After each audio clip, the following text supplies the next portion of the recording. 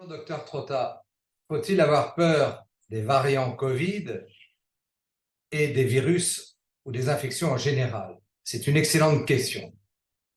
Et je vous invite depuis le début de ces vidéos, depuis la création de mon blog de santé, à ne pas avoir peur. Et je répète en boucle, n'ayez pas peur.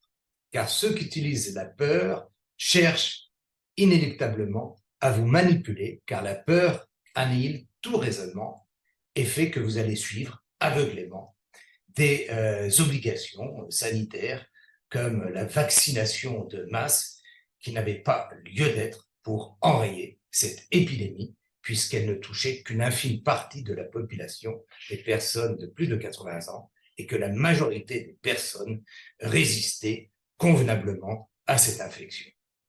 N'ayez pas peur, pensez et réfléchissez par vous-même. Le bon sens est primordial.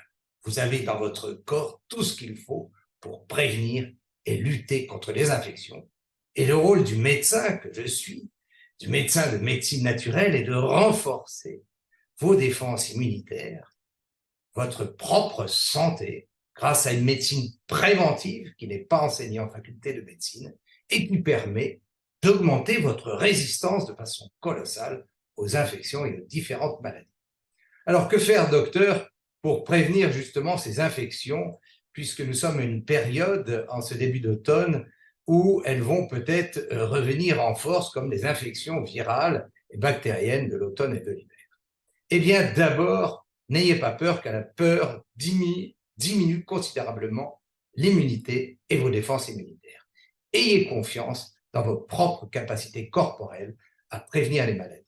Deuxièmement, ayez une alimentation saine, vivante, peu raffinée, peu inflammatoire, avec des graisses polyinsaturées comme les noix et les maquereaux qui diminuent l'inflammation, et surtout évitez considérablement les laitages de vache qui entraînent un encrassement, et les virus sont là pour décrasser, et les sucreries et les sucres blancs qui baissent votre immunité et favorisent l'hyperperméabilité intestinale, fragilisant votre immunité.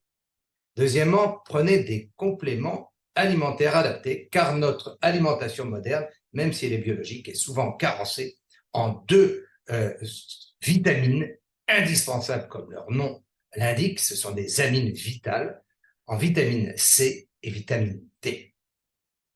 La vitamine C, il vaut mieux la prendre de façon pure, en poudre, sans sucre, sans colorant, sans excipients. Ainsi, cette vitamine C n'excite pas, n'énerve pas. Au contraire, elle réveille votre tonus et votre vitalité pour vous rendre plus fort face aux infections.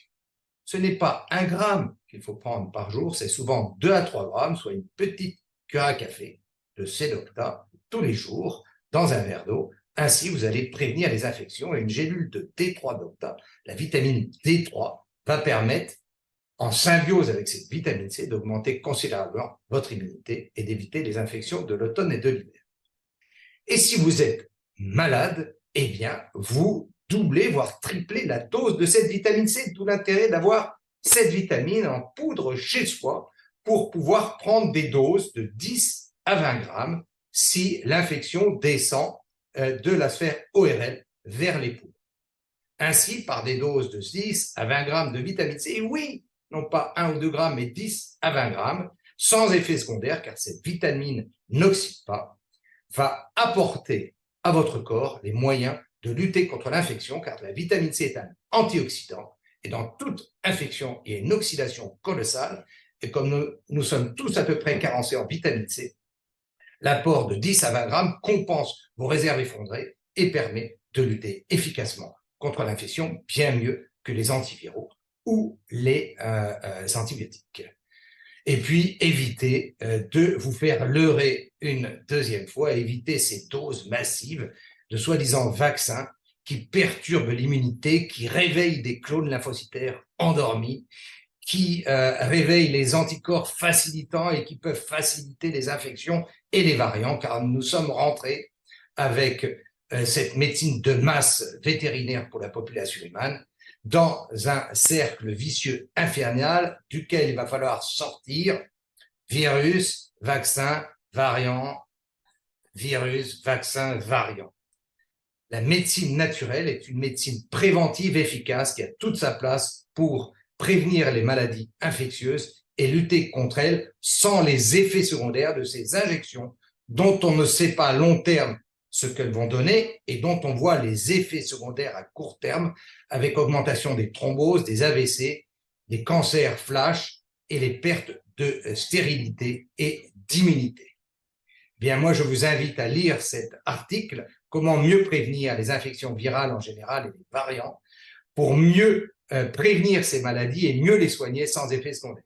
À très bientôt pour une Minute Bio.